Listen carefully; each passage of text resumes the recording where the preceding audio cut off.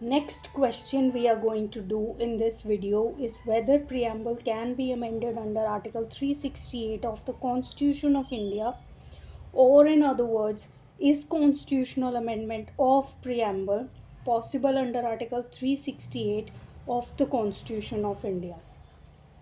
This question is answered by the Keshav Nanda Bharti case. In this case, the Attorney General, who was contending on behalf of the government, was of the view that the preamble is a part of the Constitution, so can be amended.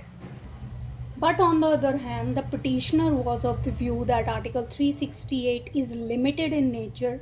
Preamble itself creates or imposes implied limitations on amending power of Parliament under Article 368 of the Constitution of India. Preamble creates basic elements and fundamental features of the Constitution. Consequently, amending power cannot be used so as to destroy or damage the basic feature of the preamble. Supreme Court held that yes, it's a part of the Constitution. On a question of its amendment under Article 368, it held that being a part of the Constitution, it can be amended but subject to the basic structure concept. Court further said the edifice of Constitution based upon basic elements mentioned in the preamble, if any of these elements are removed, the structure will not survive. As a result, 42nd Amendment added three new words to the Constitution.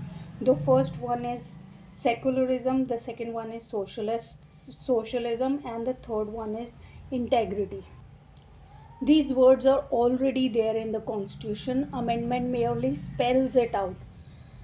In the case of S.R. Bommai versus Union of India 1994 held secularism is basic feature of the Constitution of India. So being a basic feature of the Constitution of India, preamble can be amended but subject to the basic structure concept.